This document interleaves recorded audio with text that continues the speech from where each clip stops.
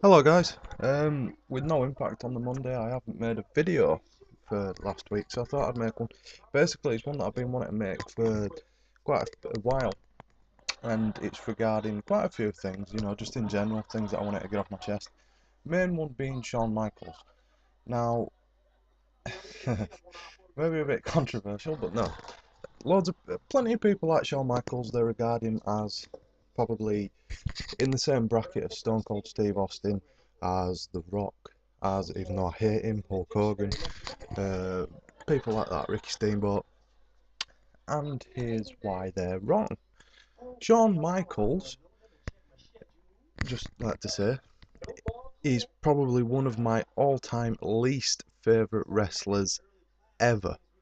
Okay, I do not like him at all, and the main reason why I wanted to make this was because I am sick and tired of watching shooter videos on YouTube or hearing how great Shawn Michaels is, how great his career was. No, Shawn Michaels never drew a fucking dime. He never drew an audience. And I'll back you up, don't worry. Okay, during the WWE's toughest period ever, and I always often revert back to the Attitude Era because it is the time when the WWF was actually under genuine threat and nearly went out of business.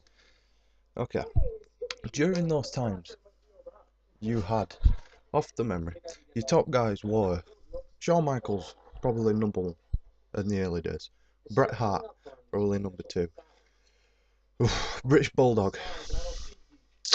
Right, I can't remember anymore. But let's deal with those. Oh, Taker. Um, so, let's say, even though, just disregard Shawn Michaels being an egotistical bastard that he is. Okay. Now, say from when I have it, 1996, Shawn Michaels wins the WWE title. Holds it for, I think, most of 96, loses it at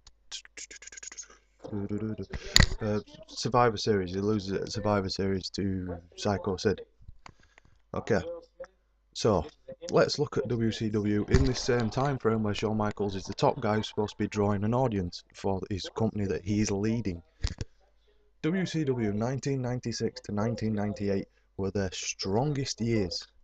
Okay, the 83-week winning streak they had over the WWF was 96 to 98 roughly, give or take a few days. Lead guy during this time, Shawn Michaels. Now, here's the problem I have mainly with this whole Shawn Michaels is great thesis, okay?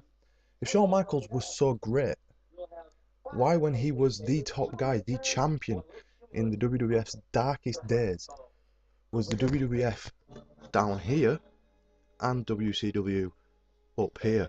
Because he obviously had no draw. If he did, like he does nowadays, then WWF would have been even, surely. Because all throughout this time frame, Shawn Michaels dominated 96 as champion, lost it late 96 Survivor Series, like I say. Early 97 at Royal Rumble, he beat it back off Psycho Sid. So through 96 to 97, he literally had a monopoly on that title. He switched and changed DX, yada yada yada. And it wasn't until 1998 that the WWF actually caught up with WCW.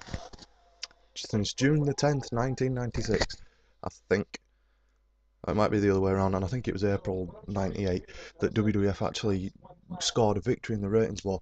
Now, let's look at what might have happened to propel the WWF over WCW. Could it have possibly been the fact that Shawn Michaels dropped the title to a true legend in Stone Cold Steve Austin? Could that have been it? It actually pretty much was. So, you've got Shawn Michaels on top champion, WWF losing in ratings. It's very simple stuff. WCW miles ahead in ratings. Shawn Michaels drops the belt. Stone Cold takes over. Shortly, WWF on top. Okay. Now, personally, I do not like Shawn Michaels. It's okay for people to say he's a born-again Christian. For anyone who watched the early days of the Attitude Era, Shawn Michaels was a genuine dick. Okay? No wrestling storylines. He was a complete dick for real. Now, I remember I think it was a press conference at the Shawn with new champion Stone Cold after WrestleMania 98. not WrestleMania 98, WrestleMania 98, where Austin had just won the belt off Shawn Michaels. Shawn Michaels, in true Shawn Michaels fashion, came out with his friend Triple H, didn't say a word, straight to the back of the press room, kicked the door open, and stormed out, completely taking the moment away from Austin. Complete dick. That's how he was in those days. And it's the same for Bret Hart in the same drawing period when Shawn Michaels and Bret were the top guys. They never drew a fucking dime. Never. Okay. Other things that I hate about Shawn Michaels. Fella who calls himself the showstopper. He's going to stop the show with an elbow drop. Whoa, yes. Now, to be fair to Shawn, he's good in the ring, okay, and he has some great matches. His 2 WrestleMania matches were good. However, I feel that his Hell in a Cell match with Undertaker, the first ever Hell in a Cell match at In Your House 97, I think, was probably better than them both. I loved that match. It was a great match. But it still does not change the fact that Michaels is overrated. And it's proven he is. So, that's that. The other thing I wanted to address was, I think I made a note on it. No, I didn't, so I'm not very well organised. But the other thing I wanted to address was TNA and Thursdays. I addressed it in the last video that I did. Just the very poor way they did it, saying that they listen to the fans and want to go back to Thursdays. If they listened to the fans, we would still have a 6-sided ring. Let's be honest. We would still have Petey Williams. We would still have Sanjay Dutt. You know. Well, that's me. If they listen to me, we'd still have Petey Williams and Sanjay Dutt. I have never seen a guy in the X division as fast and as agile as Sanjay Dutt. But that's going off. Yeah, it's going a bit off topic. Anyway, guys, I have ranted on Shawn Michaels.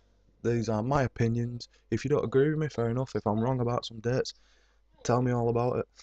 Keep your childish comments to yourself. If you're a Shawn Michaels mark, fair enough, that's your opinion. My opinion, the guy sucks and is overrated. And I'm entitled to say this. I am sorry, but I am. That's my 2 cents. 2 cents? 2 cents? For what it's worth. See you later, guys.